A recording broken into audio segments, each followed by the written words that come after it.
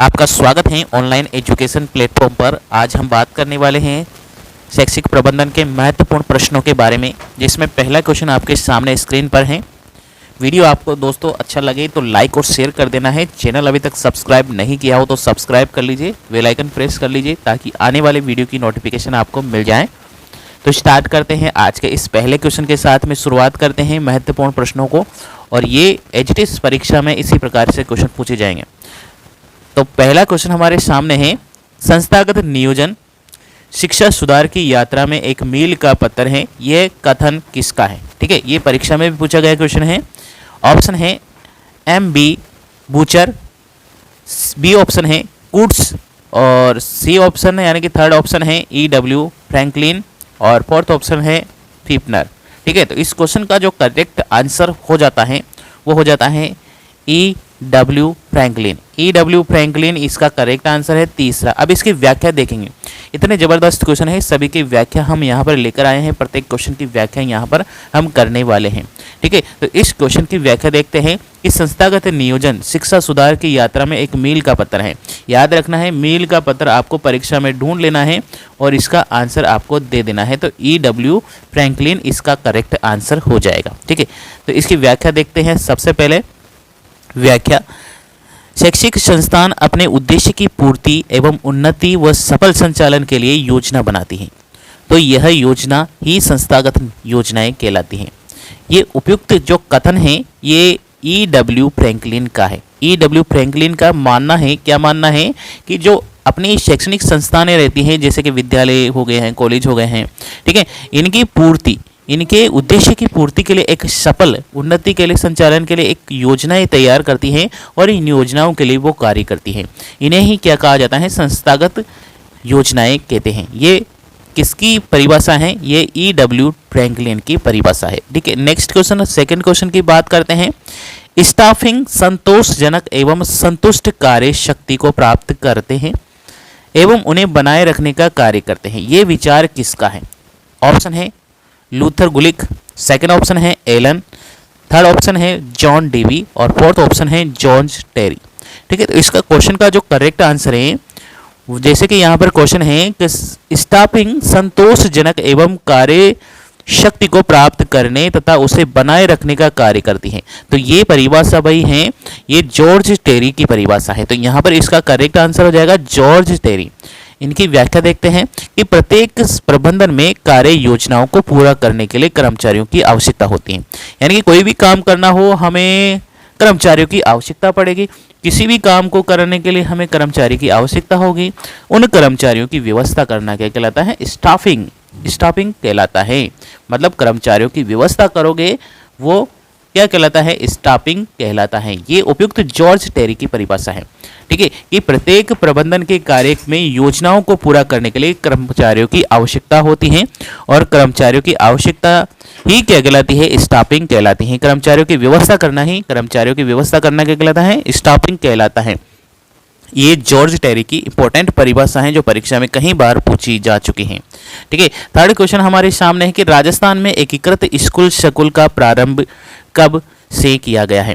ठीक है, तो राजस्थान में एकीकृत स्कूल संकुल का प्रारंभ कब किया गया है? ठीक है, ऑप्शन है 8 मई 2018, 8 जुलाई 2018, 8 अगस्त 2018, 8 सितंबर 2018। ठीक है, तो इस क्वेश्चन का जो करेक्ट आंसर है दोस्तों वो है 8 अगस्त 2018। 8 अगस्त 2018 को राजस्थान एकीकृत स्कूल संकुल का प्रारंभ किया गया है।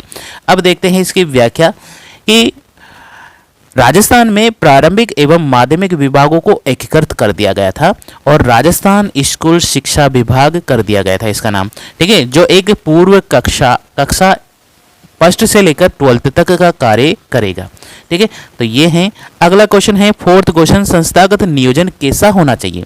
संस्थागत नियोजन कैसा होना चाहिए? ऑप्शन आपके सामने है लचीला होना चाहिए, समस्या केंद्रित होना चाहिए, विकास के सिद्धांतों पर आधारित होना चाहिए, उपयुक्त सभी। उपयुक्त सभी। अब इस क्वेश्चन का जो करेक्ट आंसर है दोस्तों उपयुक्त सभी यहाँ पर हो जाएगा। यानी कि संस्थागत नियोजन इस प्रकार का होना चाहिए कि वो थोड़ा लचीला भी हो, समस्या केंद्रित भी हो और विकास के सिद्धांतों पर भी आधारित हो। ठीक है, तो इसकी संपूर्ण व्याख्या देखते हैं। अब संस्थागत नियोजन व्यवहारिक, उद्देश्यपरक, सुनिश्चित, सुस्पष्ट और आवश्यकता परिस्थितियों के अनुकूल, जन समुदाय में सहयोग पर आधारित, लचीला, समस्या केंद्रित और विकास के सिद्धांतों पर आधारित होना चाहिए। ठीक है, तो ये सभी पॉइंट आपको ध्यान रखने हैं कि संस्थागत नियोजन को कैसा होना चाहिए, यानी कि व्यवहारिक होना चाहिए, उद्देश्यपरक होना चाहिए, सुनिश्चित एवं सुस्पष्ट होना चाहिए, आवश्यकता एवं परिस्थिति के अनुकूल होना चाहिए, जन समुदाय में सहयोग पर आधारित एवं लचीला होना चाहिए, समस्या केंद्रित होना चाहिए और विकास के सिद्धांतों पर आधारित होना चाहिए। इसलिए यहाँ पर क्वेश्चन नंबर 4 का आंसर हो जाएगा ऑप्शन नंबर सभी, यानी कि उपयुक्त सभी यहाँ पर करेक्ट आंसर था। ठीक है, अब अगला क्वेश्चन है 5वां क्वेश्चन, लोकतांत्रिक सिद्धांत पर कौन आधारित होता है? नियोजन, प्रबंधन, संस्थागत नियोजन या इनमें से कोई नहीं? तो इस क्वेश्चन का आंसर हो जाएगा संस्थागत नियोजन, यानी कि संस्थागत नियोजन लोकतांत्रिक सिद्धांतों पर आधारित होता है। ठीक है, लोकतांत्रिक सिद्धांतों पर आधारित होता है। क्या होता है? संस्थागत नियोजन लोकतांत्रिक सिद्धांतों पर आधारित होता है, ये व्याख्या भी आप समझ लेंगे। ठीक है, अगला क्वेश्चन लेते हैं। 6 क्वेश्चन है, शैक्षिक नियोजन कैसा होना चाहिए? ठहराव युक्त होना चाहिए, लचीला होना चाहिए, सतत प्रक्रिया पर आधारित होना चाहिए और समस्या युक्त होना चाहिए। ठीक है, तो यहाँ पर इस क्वेश्चन का जो करेक्ट आंसर हो जाएगा वह होना चाहिए सतत प्रक्रिया होना चाहिए, सतत प्रक्रिया होना चाहिए। ठीक है, शैक्षिक नियोजन को एक क्या होना चाहिए? सतत प्रक्रिया होना चाहिए। ठीक है, अगला क्वेश्चन देखते हैं। 7वां क्वेश्चन है, भारत का भविष्य उनकी कक्षाओं में निहित होता है। ये कथन किसका है? भारत का भविष्य उनकी कक्षाओं में निहित होता है, यानी कि अगर भारत का भविष्य बनाना है तो इन छोटे छोटे नन्हे मुन्ने प्यारे प्यारे बच्चों को क्या करना चाहिए? शिक्षित और अच्छी व्यवस्था के साथ में पढ़ाना चाहिए। इन्हें ये पढ़ेंगे तभी भारत बनेगा। ठीक है, इसलिए हमें क्या करना चाहिए?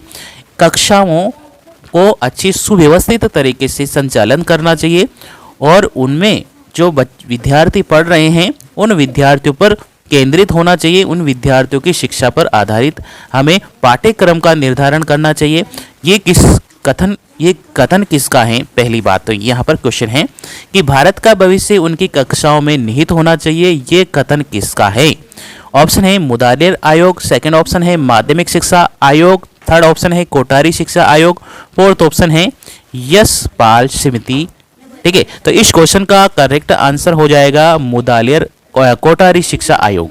ठीक है, कोठारी शिक्षा आयोग के द्वारा ये कहा गया है कि भारत का भविष्य उनकी कक्षाओं में निहित होता है। भारत का भविष्य उनकी कक्षाओं में निहित होता है। ठीक है, अगला क्वेश्चन है, इसकी व्याख्या देखिए। भारत कोठारी शिक्षा आयोग का संबंध कौन से सन से है? कब बना था? 1964-66 से कोठारी शिक्षा आयोग द्वारा कहा गया है। ठीक है, अगला क्वेश्चन देखते हैं। 8वां क्वेश्चन है, संस्थागत नियोजन एक ऐसी प्रक्रिया है जिसके द्वारा प्रबंधन की उपलब्ध संसाधनों का उपयोग करते हुए कार्य पूर्ति, उद्देश्य पूर्ति के विकल्प को खोजता है। ये किसका वाक्य है? ये वाक्य किसका है? जेबी सीयर्स, जेडी मुने, तीसरा ऑप्शन है प्रोफेसर मेसी और फिफ्नर। ठीक है, तो इस क्वेश्चन का जो करेक्ट आंसर है दोस्तों, ये क्वेश्चन है क्वेश्चन नंबर 8, इसका करेक्ट आंसर हो जाएगा प्रोफेसर मेसी। ठीक है, प्रोफेसर मेसी का कहना है कि संस्थागत नियोजन में क्या होना चाहिए? एक ऐसी प्रक्रिया है जिसके द्वारा प्रबंधन उपलब्ध संसाधनों का उपयोग कार्य पूर्ति एवं उद्देश्य के विकल्प को खोजता है। ठीक है, तो इस क्वेश्चन का आंसर हो जाएगा प्रोफेसर मेसी। अगला क्वेश्चन देखते हैं और अगला क्वेश्चन इसकी व्याख्या देख लेते हैं कि प्रोफेसर मेसी ने संस्थागत नियोजन के लिए ये कहा है। ठीक है, तो यहाँ पर देखें, सुपरविजन शब्द का क्या अर्थ है? सुपरविजन शब्द का क्या अर्थ है? ऑप्शन आपके सामने है, देखना, उद्देश्य पूर्ण देखना, मूल्यांकन पूर्वक देखना, श्रेष्ठ तरीके से देखना। यानी कि सुपरविजन, जो इंग्लिश वर्ड है सुपरविजन, उसका सही अर्थ क्या होता है? सुपरविजन यानी कि देखना होता है, या उद्देश्य पूर्ण देखना होता है, या मूल्यांकन पूर्वक देखना होता है, या श्रेष्ठ तरीके से देखना होता है।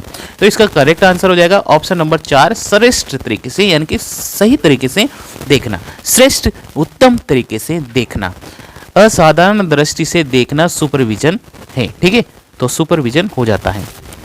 अगला है 10वां क्वेश्चन, भारत में सर्वप्रथम विद्यालय योजना की अनुशंसा किस आयोग के द्वारा की गई थी?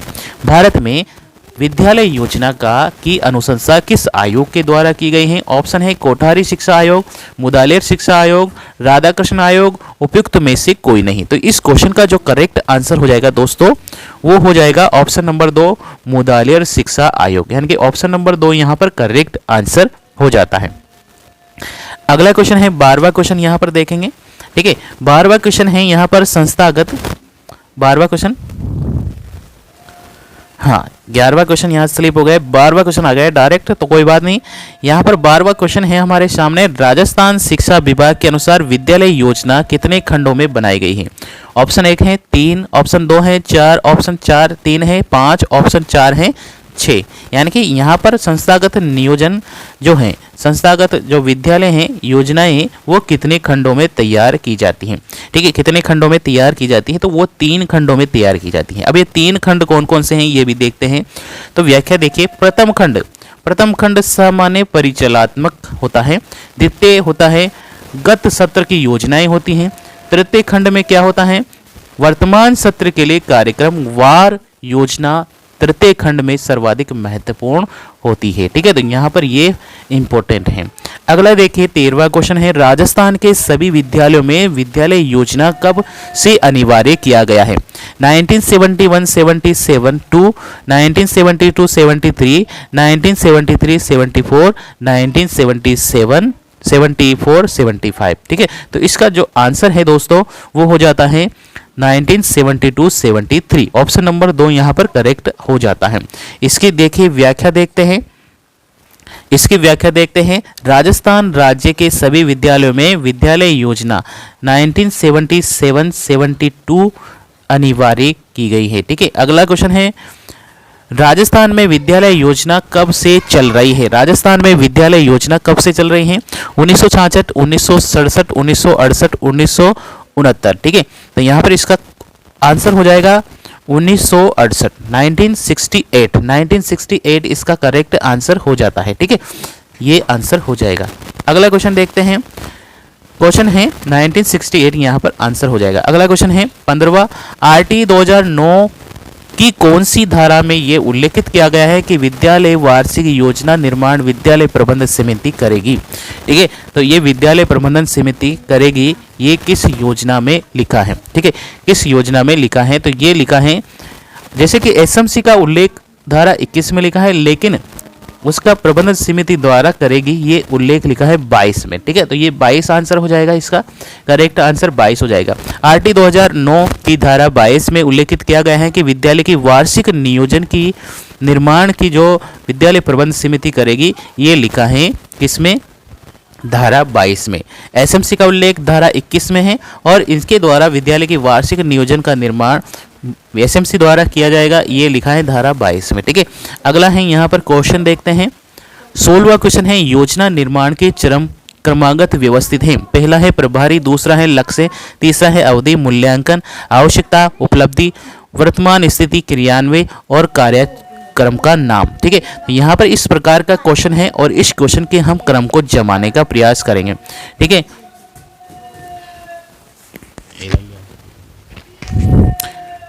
ठीक है, तो यहाँ पर इस क्वेश्चन का करेक्ट आंसर है, इसका डायरेक्ट हम देखते हैं आंसर के। सबसे पहले क्रम क्या होगा?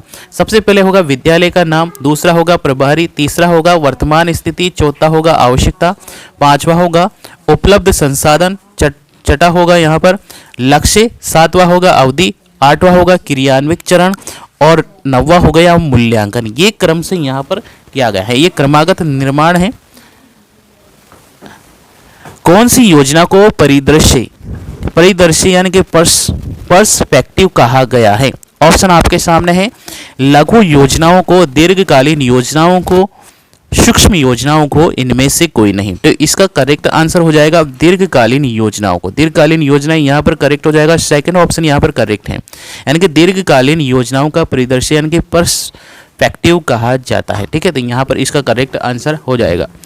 ठीक है, अगला है यहाँ पर, राजस्थान में विद्यालय नियोजन प्रपत्र की रूपरेखा कब निर्धारित की गई है? ऑप्शन है 1967, 1969, 1968, 1970 में। ठीक है, तो इसका करेक्ट आंसर हो जाएगा अपने पास में 1968। 1968 इसका करेक्ट आंसर हो जाएगा। ठीक है, तो तीसरा ऑप्शन यहाँ पर करेक्ट है। विद्यालय नियोजन प्रपत्र की रूपरेखा 1968 में तैयार की जाती है। ठीक है, अगला क्वेश्चन है 19 नंबर का 19वां नंबर का 19वां नंबर है राजस्व सबसे पहले संस्थागत नियोजन की सिफारिश किस आयोग के द्वारा की गई है? सबसे पहले संस्थागत नियोजन की सिफारिश किस आयोग के द्वारा की गई है? ऑप्शन है कोटारी शिक्षा आयोग, दूसरा है मुदालेर शिक्षा आयोग, तीसरा है राधाकृष्ण आयोग, चौथा है इनमें से कोई नहीं। तो इसका आंसर जो हो जाएगा वो हो जाएगा मुदालेर शिक्षा आयोग। ठीक है, तो मुदालेर शिक्षा आयोग के द्वारा सबसे पहले संस्थागत नियोजन की सिफारिश की गई है। अगला क्वेश्चन है प्रार्थना पत्र संस्थागत नियोजन के किस क्षेत्र का भाग है? ठीक है, ऑप्शन है शैक्षिक, पाठ्य, सहगामी क्रिया, कठोर, लोकतांत्रिक। यहाँ पर इसका जो करेक्ट आंसर हो जाएगा वो हो जाएगा पाठ्य सहगामी क्रिया। ठीक है, यहाँ पर व्याख्या देखते हैं। संस्थागत नियोजन को 4 क्षेत्रों में बांटा गया है। पहला है शैक्षिक क्षेत्र सुधार कार्यक्रम, दूसरा है सहशैक्षिक पाठ्यक्रम सहगामी क्रिया, तीसरा है सह भौतिक संसाधन क्षेत्र, चौथा है विभिन्न क्षेत्र। तो यहाँ पर प्रार्थना सभा संस्थागत नियोजन में पाठ्य सहगामी क्रिया है, अतः पाठ्य सहगामी क्रियाओं के अंतर्गत आती है। ठीक है, अगला क्वेश्चन है संस्थागत नियोजन की विशेषता नहीं है। संस्थागत विशेषता नहीं है लचीला, विशिष्टता, कठोरता, लोकतांत्रिक। ठीक है, तो इसका जो करेक्ट आंसर हो जाएगा दोस्तों ये हो जाएगा कठोर। ठीक है, कठोरता संस्थागत नियोजन में नहीं होती है। इसकी व्याख्या देखते हैं। संस्थागत नियोजन की विशेषता लचीलापन, विशिष्टता और लोकतांत्रिक सिद्धांत पर आधारित होती है, कठोर नहीं होती है। ठीक है, कठोर नहीं होती है। और अगला क्वेश्चन है संस्थागत नियोजन की विशेषता है निर्धारित उद्देश्य के अनुसार, निर्धारित उद्देश्य एवं लक्ष्य के पूर्व, निर्धारित साधन सुविधाओं के बारे में पूर्व निश्चित, तीसरा है संस्थागत विशेष पर आधारित, उपयुक्त सभी। तो इस क्वेश्चन का करेक्ट आंसर हो जाएगा उपयुक्त सभी। अगला क्वेश्चन है विद्यालय योजना प्रति वर्ष किस तिथि तक जिला शिक्षा अधिकारी यानी कि माध्यमिक शिक्षा अधिकारी को प्रेषित की जानी चाहिए? 31 मार्च को, 15 मई को, 30 अप्रैल को या 31 मई को? तो इसका करेक्ट आंसर हो जाएगा 15 मई को। ठीक है, तो इसका आंसर हो जाएगा 15 मई यहाँ पर करेक्ट हो जाएगा। ठीक है, अगला क्वेश्चन देखते हैं। संस्थागत नियोजन के शैक्षिक क्षेत्र में शामिल विषय है बाल सभा का आयोजन, अध्यापक अभिभाषण संघ, शारीरिक शिक्षा, उपयुक्त सभी। ठीक है, तो इस क्वेश्चन का जो करेक्ट आंसर होगा वो हो जाएगा उपयुक्त सभी। उपयुक्त सभी यहाँ पर करेक्ट हो जाता है।